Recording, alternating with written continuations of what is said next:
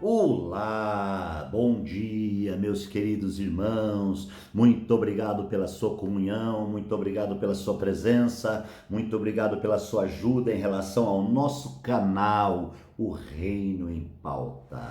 Continue compartilhando, continue aí deixando seu like e que você possa se inscrever no canal. Se você não se inscreveu, se inscreve, ajude aqueles que ainda não inscreveram, por favor. Vamos juntos caminhar, queridos, levar essa palavra poderosa a muita gente ou a toda a terra habitada. Muito bem, hoje segunda parte, queridos, da mensagem sobre o tema tesouros em vaso de barro.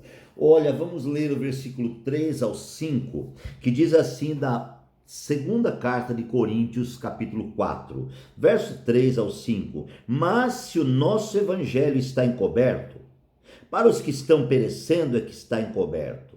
O Deus desta era cegou o entendimento dos descrentes, para que não vejam a luz do evangelho da glória de Cristo, que é a imagem de Deus. Mas não pregamos a nós mesmos. Olha só.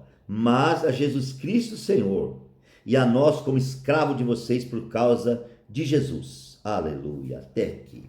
Que tremendo, irmãos, essa palavra, né? Essa palavra nos traz vida.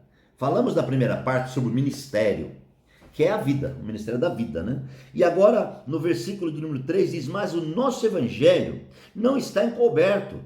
Para os que estão, o nosso evangelho, irmãos, está encoberto para os que estão perecendo, é que está encoberto. Está vendo isso? Né? O Deus dessa era cegou o entendimento dos descrentes, para que não vejam a luz do evangelho da glória de Cristo, que é a imagem de Deus. Vamos entender isso? Quem é o Deus dessa era? O Deus dessa era, queridos, é o sistema. O sistema, ele trabalha para cegar o entendimento das pessoas.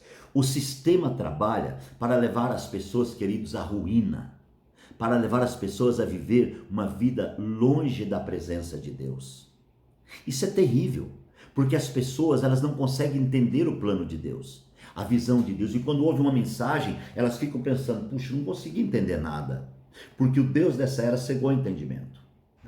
O sistema, irmãos, apimentado pela força maligna do inimigo de Deus, ele leva as pessoas a não entender o plano de Deus. Por isso, irmãos, que pregar o evangelho é uma guerra. O evangelho, eu falei já hoje, é a vida de Deus dentro de nós, esse é o ministério. O ministério da vida, ele tem que ser propagado. Mas uma coisa é falar o evangelho, outra coisa é propagar o evangelho com a vida. Gente, é muito forte isso, muito sério. Então, eu quero que você entenda, queridos, que o Deus dessa era cegou o entendimento dos descrentes, daqueles que não creem, para que não vejam a luz do evangelho da glória de Cristo, que é a imagem de Deus. Então, o que é o evangelho da glória de Cristo? É a imagem de Deus. Mas o que é a imagem de Deus? É o interior de Deus. É o que Deus pensa. É o pensamento de Deus, é o ministério de Deus, é o trabalho de Deus, é a economia de Deus. A igreja é o instrumento de Deus. O evangelho está dentro da igreja. A igreja é constituída do evangelho, entendeu? O evangelho não é um livrinho que é lido na frente dos irmãos, não. O evangelho é a vida da igreja. A vida prática da igreja é o evangelho. E este evangelho, queridos, está sendo ministrado e liberado. Por isso, nós precisamos entender com todas as letras esta realidade, que é a realidade, tá, do exercício do ministério da vida, que é o evangelho de Deus sendo exposto, né? É o evangelho de Deus tocando a consciência das pessoas. É o evangelho convencendo as pessoas de que Jesus é o Senhor. E de que todos nós precisamos de Jesus, todos nós dependemos de Jesus, afinal, nós estamos em uma terra contaminada. Nós vivemos, irmãos, em um mundo contaminado, contaminado pelo sistema, contaminado, irmãos, por tantas coisas que têm tentado destruir a vida das pessoas. Por isso, neste dia, eu quero te dizer que Deus tem algo novo para você. Deus tem algo novo, amados irmãos. E Paulo diz assim, mas não pregamos a nós mesmos. mas a Jesus Cristo, Senhor, e a nós como servo de vocês por causa de Jesus. Você está entendendo isso? Nós não pregamos a nós mesmos. Se uma pessoa está pregando a ele mesmo, se exaltando diante do povo, essa pessoa tem fel de amargura. Irmãos, olha, nós pregamos, sabe quem? A Cristo. E nós, como escravo de vocês. O que é escravo? Servo.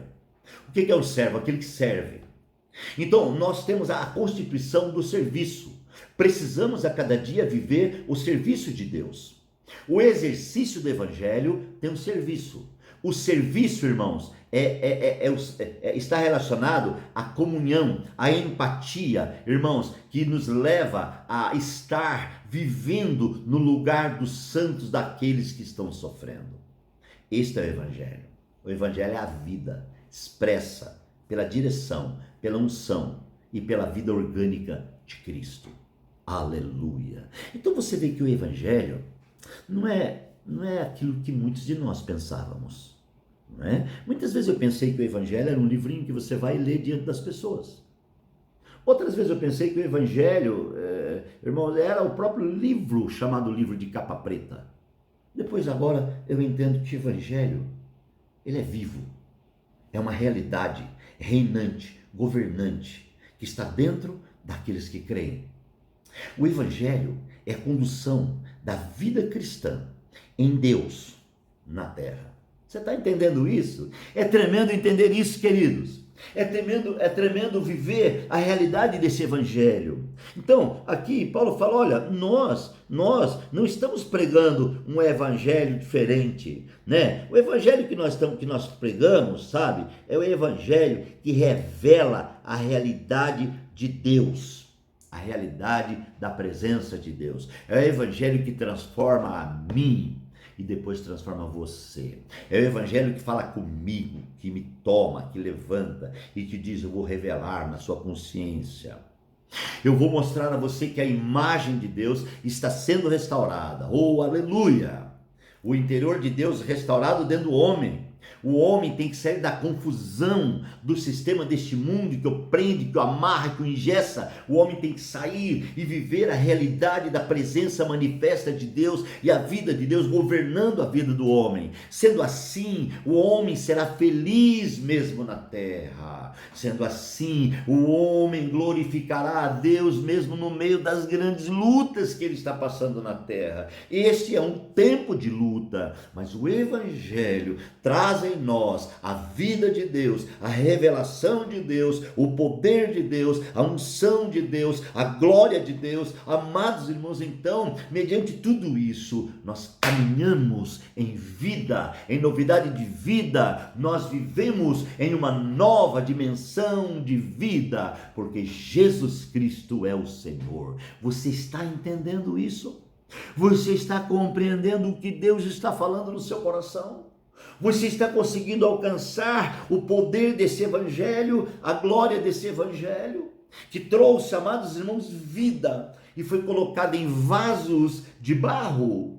Irmãos amados, você entende isso? Estávamos no mundo destruídos, morrendo, amados irmãos, vivendo uma vida dissoluta, quando este evangelho chegou e entrou em nós, um tesouro foi colocado num vaso de barro. Este é o foco da terceira parte.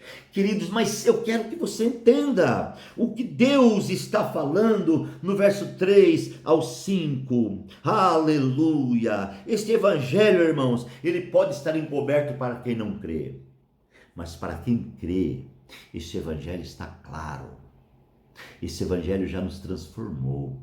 Esse evangelho já nos levou, irmãos, a viver em novidade de vida. Você está vivendo em novidade de vida? Eu te convido para glorificar a Deus comigo nessa manhã. Eu te convido para adorar a Deus comigo nessa manhã. Eu te convido para fazer uma oração de gratidão a Deus, amados, pela vida de Deus em sua vida. Eu convido você para dizer, ó Deus, muito obrigado, porque hoje eu creio. E Deus está querendo tomar você com esse credo e que você possa expressar esse credo a outrem.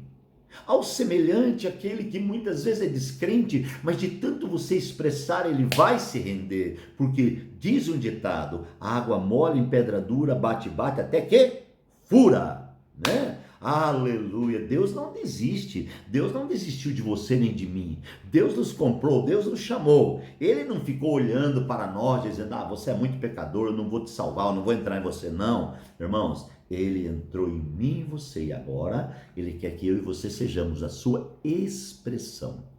E o que expressa Deus na nossa vida? É a ação governante do Evangelho.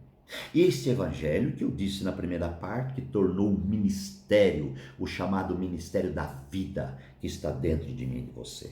Receba a oração da fé nesta manhã, grande Deus. Obrigado por este momento, pela vida dos meus irmãos. Obrigado, Senhor, pela alegria de falar com gente tão querida, gente tão bonita, gente tão abençoada. Deus eterno, continua ministrando sobre os teus filhos, ministrando sobre a tua igreja. Deus, vai com a mão poderosa realizando uma obra tremenda. Pai, é a nossa oração de fé nesta manhã, em nome de Jesus. Queridos, Deus te abençoe. Um grande abraço, um beijo no seu coração e até amanhã.